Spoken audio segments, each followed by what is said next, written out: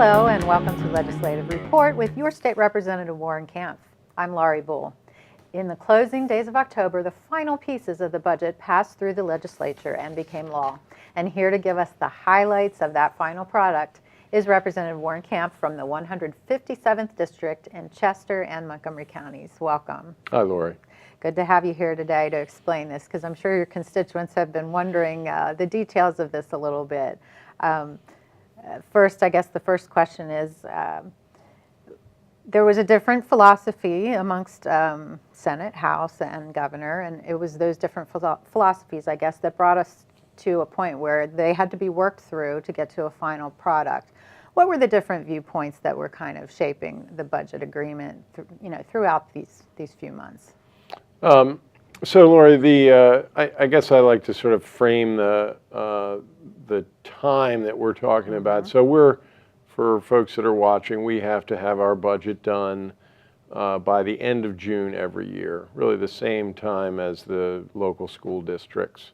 And in fact, probably historically, that's why it developed that way, because we do provide a lot of K through 12 educational support. In fact, this year, a record amount of money, I think something like $11.6 billion in state taxes alone for K through 12. Unfortunately, we passed our spending, our appropriations bill, basically on time, right at that cusp between June and July. And that was a good thing in this sense. The taxes were going to continue to be collected. People didn't see suddenly that their income tax was no longer collected, or the sales tax. It was all being collected. So to have a spending plan and have those dollars being deployed in August and July and September and October went on as usual. But there was a piece about $700 million, I think, of revenue that we had to find somewhere else in order to fund the new budget, the 2017-2018 budget. And we had developed a pretty significant shortfall in last year's projections. In other words, we didn't collect as much as we had predicted, something on the order of, when it was said and done, about $1.5 billion. So we had a $2.2 billion problem.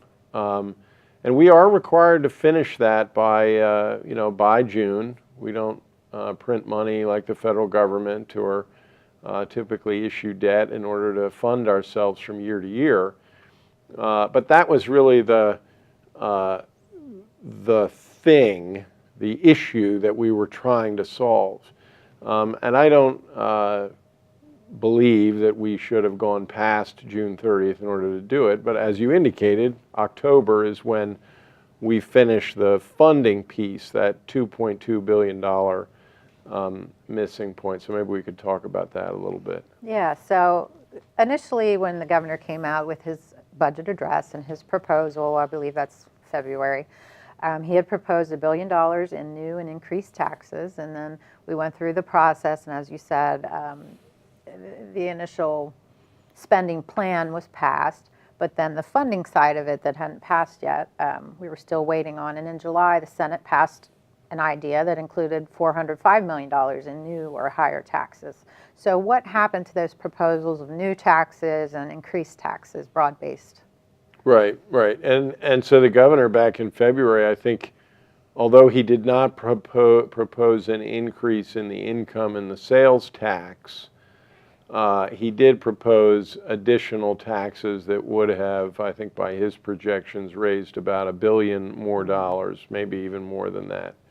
There was a tax on software, custom software. There was a tax on commercial storage, the warehouses that you see along the turnpike, or 422 in our area and out here along the major highways. And then a couple of other proposals, including he often proposes a severance tax on natural gas drilling. We have an impact fee, but he proposes that. So that was sort of his package. And then the Senate passed, there was a severance tax element, although significantly less broad than the governor's proposal on natural gas drilling. But they also proposed increasing taxes on your utility bill. So if you have natural gas heat or natural gas, cooking stove, that would have been taxed on your utility bill. It's not currently taxed. And there was also an increase in the tax on your consumption of electricity. And also, I believe if you have a regular landline, there would be an additional increase on the tax you pay on that. And then I think there was another one on cell phones. There was going to be an increase on the tax there. So among many of us in the House receiving that, and then also I think probably in the Senate and the House looking at the governor's proposals, which were really kind of hitting some specific industries that we really, don't want to hit, warehousing and storage, or our software businesses. Sure. I have SEI in my community, and they came to see me. They have something like 7,000 employees in my district, and when an employer of that magnitude comes to you and says, well, any employer, but clearly when you've got 7,000 employees. And then one of their representatives says, this is really a bad tax for us. We have to think twice about it. So many of us in the House and the Senate were reluctant to do those kinds of things. But on the utility taxes, there was also a sort of, this is really not hitting, it's hitting people, kind of in some senses nickel and diming them, but it's kind of those hidden taxes that, nobody will see that one or whatever. And they do matter, right? I mean, if you're going to generate $500 million from every person who's getting natural gas or electricity in their house, that is a big deal. So, and there were voices in the Senate, and I think there were voices in the administration on that package saying, I'm not so sure about that one. Mm-hmm. So I guess all that was on the table, and we put some other things on the table throughout February, March, April, and then, of course, as I said, it went on past June, which we can now talk about if you'd like. Yeah, sure. When fall came around and then the House dealt with some things, what ended up being in the final budget plan, the final spending plan, I guess tax proposal, tax code maybe is the correct way of saying it. What ended up being in there, and how would that affect, everyday Pennsylvanians? Right. So, in the end, the proposal that passed had just some limited tax matters in it. One was sort of making sure that sales tax was paid by some of these internet marketplaces. Sure. And that'll generate a bit of revenue. And there were a couple of other, sort of things really very much around the edges, but not the utility taxes and not the business taxes that I was talking about. I was disappointed that the severance tax did not get into the final plan. We're still actually working on it. Maybe we could talk about that in a minute. But some form of that, I think, certainly its time is overdue. Every other, I believe, gas-producing state in the country has a severance tax. We have an impact fee, so it's not as if they're not paying money, but I think that the industry could bear that tax, and we'd still get the benefits that we're enjoying. Didn't make it in. Mm-hmm. So ultimately, we did some. We were using about $300 million of existing kind of reserve funds. Yes. The state has something on the order of $9 or $10 billion in reserves. Now, they're not reserves just sitting in our reserve account. That is actually at zero, and we could probably talk about some of the fiscal challenges we're facing, like our pension increase this year was $200 million in school pension payments alone, which is a huge number. our Medicaid costs They just continue keep to going up. rise. Sure. And so I guess my point there is we don't have a reserve fund, but we do have, for example, the joint underwriting account or the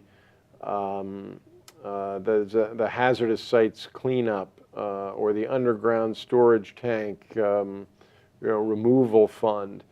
And some of these funds have even reserve funds on reserve funds.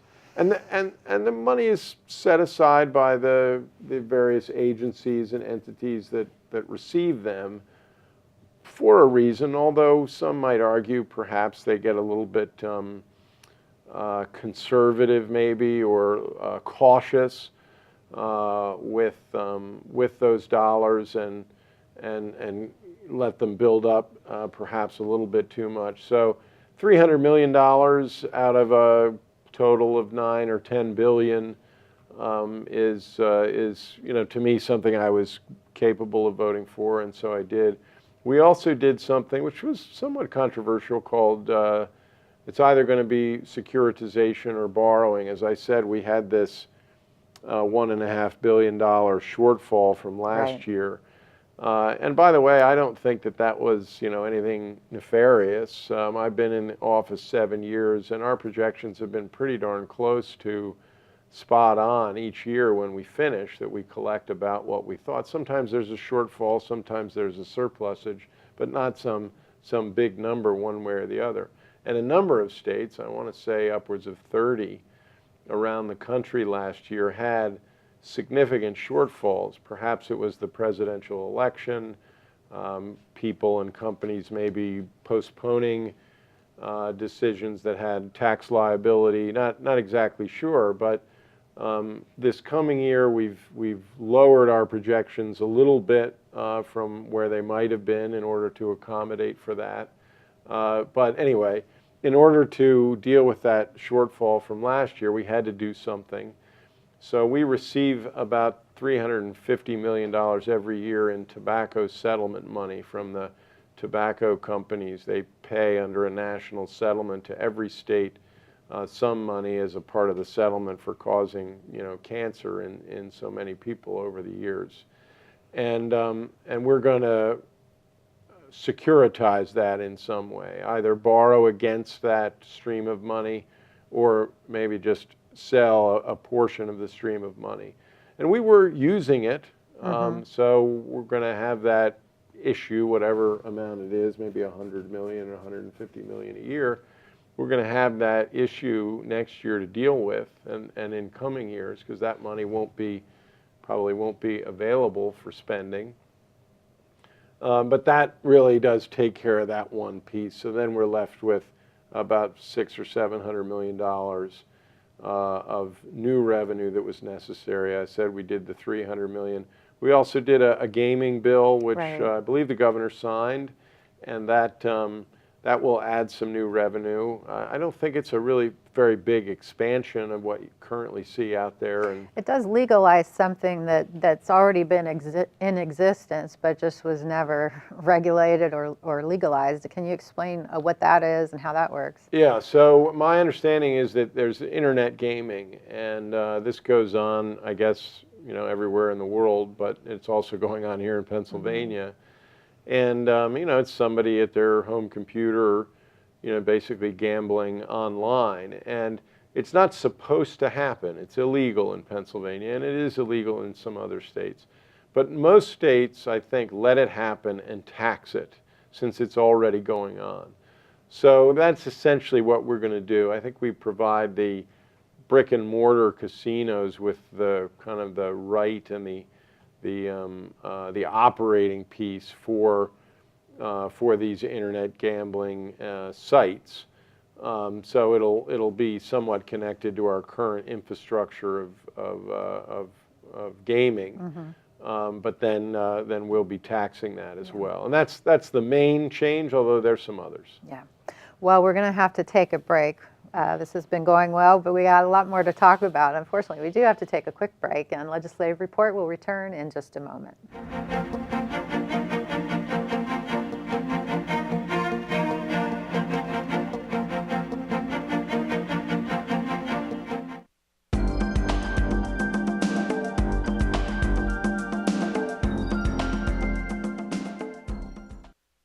Did you know that on October 4th, 1911, the statues that greet visitors in front of the state capitol building in Harrisburg were dedicated to the citizens of the Commonwealth? In 1902, George Gray Bernard was commissioned to design the figures that embellish the front of the Capitol building. During the installation period, Bernard explained to the General Assembly what each sculpture symbolized. The Southern group, titled The Burden of Life, depicts the story of Adam and Eve followed by the fall of man in the forms of despair. The Northern group, titled Love and Labor, depicts male and female figures reaping fruits of labor and advances to a new Adam and Eve who gaze westward into the future. Recently, both sculptures underwent restoration to prevent further deterioration from their natural beauty.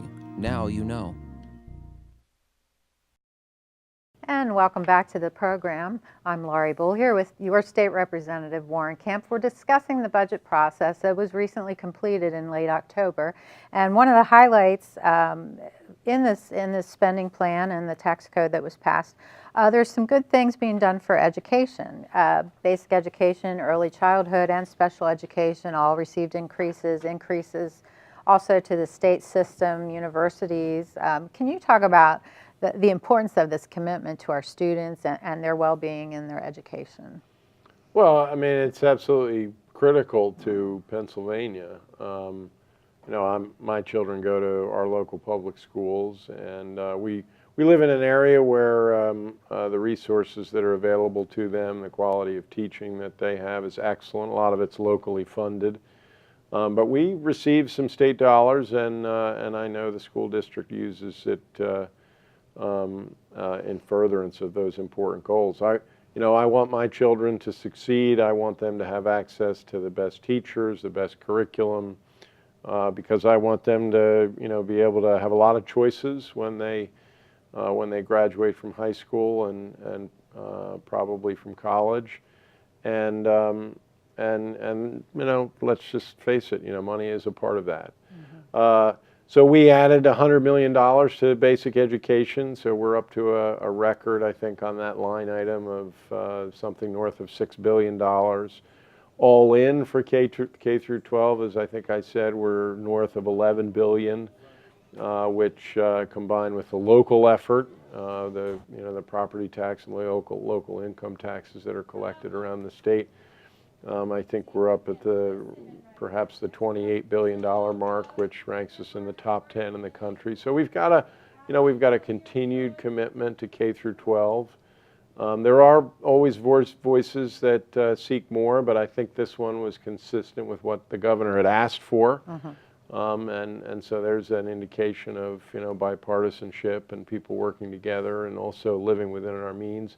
We added $25 million for special education, and we added another $25 million for pre-K, I believe. So, that's a continued commitment. We're at record highs, and we should keep doing that. And then higher education, we fund to some extent our state-relateds, Temple and Penn State and Pitt and Lincoln.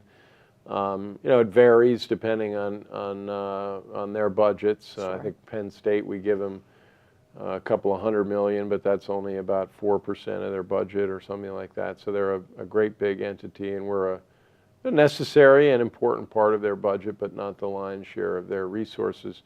But we got all that done. They're level funded from last year, so we did our job. I wish we had passed that in June. We didn't do it until everything else got wrapped up in October. But that's completed. And then we increased the state-owned contribution. So that's the Millersvilles and the Westchesters and the rest of our state system.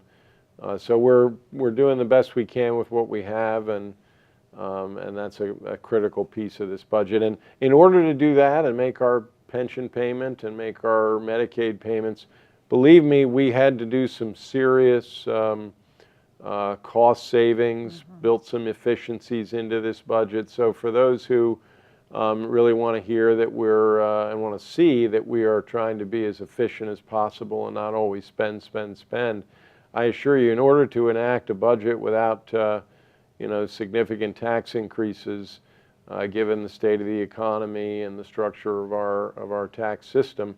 Every year that I've been in the legislature, we have had to do significant savings or find significant savings in order to get it done. And one of those cost drivers, back to the public schools, is the pension costs. And we've been talking about it on this program for a long time, and that's been an issue that you've been involved in for a very long time, and that's the restructuring of the public pension system. And finally, there was some changes made to kind of help reduce the expenses going forward, and that was done, was that in June? I think the governor signed it very early June. Okay. Yeah. We haven't had a chance to discuss that yet. Your thoughts on that achievement, and if more tweaks need to happen going forward? So that was an historic achievement. Yeah. That was a great victory for, I think, for everybody. We made it mandatory that all new hires in the school districts and for state government, except those who wear a uniform, so our state police and our corrections officers, that's a different kind of profession. But everybody else will have to go into a 401k, it's actually 401A, I think, when you're an employee of the government, plan. They can choose to have 100% that way, or they would have what we call a hybrid, where they'd have a much reduced defined benefit piece, and then they'd have the 401A along with that. So bottom line, big change. And although the private sector has been there for a long time, we're one of the first states to do this kind of comprehensive reform. And we did get mention in national press outlets. The Wall Street Journal called us out and congratulated us on doing this. There's some savings in it, I think, long term, anywhere between maybe 5 and 20 billion, depending on how the market treats us over the years. But bottom line is it really reduces the risk that we're going to be in this situation we're in right now. And right now, let me just tell everybody, if you didn't know it, 10% of the state budget, 10% of the state budget is going to our annual public pension contribution. There are a lot of reasons for that. The teachers pay in and the public employees pay in. But some mistakes were made on the benefits that were crafted some years ago, and then also on whether to make contributions some years ago, and we're paying the price for that. But no enterprise, no government should be in that situation, and it's crowding out everything else. It's causing property taxes to get stressed, school budgets to get stressed, and it's stressing our budget. We mentioned it earlier, and we only have a few minutes left, but you had talked about the severance tax as being something that's been bandied about. What are your thoughts on the need for that? Do you see it as a part of maybe next year's discussion in the budget? I'm hopeful that we will vote on a bill sometime, in the very near future. The Senate, as I said, had it as a component of their tax bill that they sent us back in July or August. And I think that a severance tax, so this is a tax on natural gas drilling at the wellhead. So, I mean, taxes are passed on, so perhaps it will impact everybody at their, On their bill. utility meter, right on their bill. But bottom line is, I do think that in that respect, we could use some new revenue, and I think that it will be okay. Everything will be all right. So I support it, and if it happens soon, I plan on voting for it. And my guess is if it doesn't, it will be a discussion point in next year's budget. If you had to look in your crystal ball, where do we stand as a Commonwealth now, and where do you see things going? Do you see another difficult budget negotiation next year? Well, there was some discussion of that, and I do think with all the component parts that I talked about from this year's budget, there's a pretty good chance that we won't have this kind of difficulty, and we won't have that kind of a revenue shortfall. But we are we got to keep our eye really on the economy, and so I'm not going to predict 100%. Yeah. Well, we just have like 2 minutes left here. One thing that has been a crisis statewide has been the opioid crisis. Do you want to update folks on what the legislature is doing, to try to stem this tide here? Right. Well, and some of it, although not all of it, some of it is about resources. State and federal money was increased this year by about $60 million. I think we're putting in about $250 million, largely for drug treatment, for helping folks make payments on Narcan, which is sort of the saving drug that you administer when somebody is OD'd. Actually, some private insurers and whatnot have stepped forward to fund some of that as well. So, in addition to resources, we've worked with the medical community, but also passed some laws that they must comply with. Restricting their ability to write, these huge prescriptions, either if you're coming out of an emergency room or if you're a minor. So we're working on that, and there's definitely there's a task force in Chester County that this county government has set up with the first responders and the medical community. There's one statewide. One thing we're focusing on is a warm handoff. This idea that if somebody touches the medical provider community, an ambulance, or goes into the ER with an overdose or with symptoms like this, that there's a way to sort of do a wraparound, the warm hands, and get that person on the treatment avenue, because that doesn't always happen. And treatment, is hit or miss. There are issues with how much is funded by carriers. But it's also, when someone's in the throes of addictions, they're not always making the wisest of choices. In fact, many times they're making terrible choices. And so it's not, an easy course. But the warm handoff concept is something that the folks who are really in the know have said we need to work on. And so we're doing that. Well, it's something we need to keep up with, and we'll stay in touch with you about the efforts that are going on here in the House related to that problem. But I thank you so much for spending time today and updating folks on the budget and the pension issue, and we'll just keep plugging away and see what else good things can happen over the next year. All right. Thanks, Lori. Yep. And if you have comments or questions about these or any other legislative topics, Representative Kampf's contact information will be on the screen in just a minute. Thanks for watching, and join us again for Legislative Report.